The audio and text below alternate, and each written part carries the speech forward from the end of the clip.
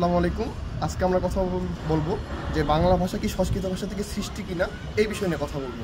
প্রথমে দেখা যাক বিশ্বকবি রবীন্দ্রনাথ ঠাকুর তার বাংলা শব্দতত্ত্বের বইটিতে দ্বিতীয় সংস্করণের ভূমিকাতে উনি বলেন যে যথার্থ বলাই বাহুল্য বাংলা ভাষা প্রাকৃত ভাষা থেকে সৃষ্টি, সংস্কৃত ভাষা থেকে নয়।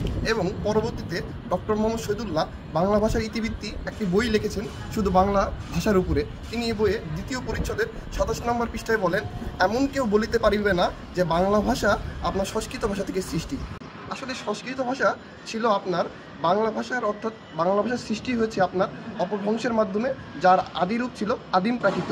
এই আদিম প্রাকৃতের সময়কালে একটি সাংস্কৃতিক ভাষা ছিল আপনার যে এই সংস্কৃত ভাষা, অর্থাৎ এটা ছিল সাহিত্যের ভাষা এবং এই ভাষায় শুধুমাত্র ব্রাহ্মণ এবং পুরোহিতদের ভাষা ছিল।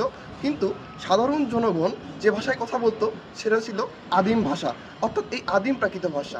আর সবচেয়ে মজার বিষয়, আমাদের সমাজে প্রচলিত রয়েছে যে বাংলা ভাষা কিনা সংস্কৃত ভাষা থেকে এসেছে। কিন্তু মজার বিষয় কি জানেন, যে আমাদের এই সংস্কৃত ভাষার অনেক শব্দ আমাদের এই আদিম প্রাকৃত, অর্থাৎ বাংলা ভাষার যে মাতা, এই আদিম প্রাকৃত থেকে গ্রহণ করিয়াছে এই সংস্কৃত ভাষা। আমরা আজকে দেখব যে এই সংস্কৃত ভাষা এবং এই বাংলা ভাষা কীভাবে সৃষ্টি হলো, সমগ্র ইতিহাসটা আমরা ঘেটে দেখব আজকে ডক্টর মোহাম্মদ শহীদুল্লাহ এই বাংলা ভাষা ইতিবৃত্তি বইয়ের মাধ্যমে। ইন্দো ইউরোপিয়ান যে ভাষাটা ছিল আমাদের, এই ভাষাটা থেকে সৃষ্টি হয়েছে। এই ইন্দো ইউরোপিয়ান ভাষার দুইটি ভাগ আমরা দেখতে পাই, একটি হচ্ছে কেতম আর একটি হচ্ছে শতম। এই শতমের 4টি ভাগ, তার মধ্যে একটি ছিল আপনার ভারতীয় এবং ইরানীয় ভাষা বা আরিয়ান ভাষা, যেটা এই ভারতীয় এবং ইরানিয়ান ভাষা থেকে 3টি ভাষার সৃষ্টি হয়। আমরা দেখতে পাই একটা ইরানীয় ভাষা, একটা দারদিক ভাষা আর একটা আপনার ভারতীয় ভাষা। এই ভারতীয় ভাষা থেকে 2টি শাখা সৃষ্টি হয়। একটি ছিল আপনার আদিম প্রাকৃত ভাষা, অর্থাৎ যেখান থেকে বাংলার সৃষ্টি। আরেকটি ভাগ যেটা হচ্ছে বেদের ভাষা, বৈদিক ভাষা। এই বৈদিক ভাষা হচ্ছে একটা মৃত ভাষা। এই ভাষায় সকল মানুষ কথা বলতো না, শুধুমাত্র ব্রাহ্মণ সমাজের অর্থাৎ পুরোহিতদের ভাষা ছিল এটা। ব্রাহ্মণ সমাজের শিক্ষিত মানুষরা এই ভাষায় কথা বলতো। এবং পরবর্তীতে এই যে বেদের ভাষাটা এবং পরবর্তীতে সংস্কার করে, সংস্কৃত সংস্কার করে নতুন একটা ভাষা সৃষ্টি করা হয়, যেটা হচ্ছে সংস্কৃত ভাষা।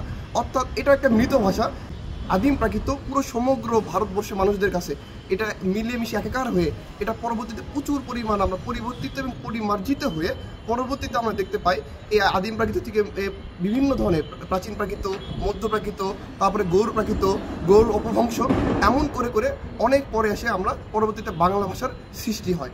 অর্থাৎ এই যে আমরা যে ধারাটা দেখি, এই ধারাতে কোথাও আপনার সংস্কৃত ভাষা থেকে বাংলা ভাষা কোনোই সৃষ্টি হয় নাই, বরং বাংলার আদিম প্রাকৃত থেকে অনেক শব্দ গ্রহণ, অনেক রূপ সংস্কৃত গ্রহণ করেছে। অর্থাৎ আমাদের সমাজের এই ধারণাটি পুরোপুরি এক ধরনের মিথ্যে এবং প্রচলিত ধারণাটি পুরোপুরি ভুল। অর্থাৎ আমরা দেখতে পাই বাংলা কোনোভাবে সংস্কৃত থেকে সৃষ্টি হতে পারে না।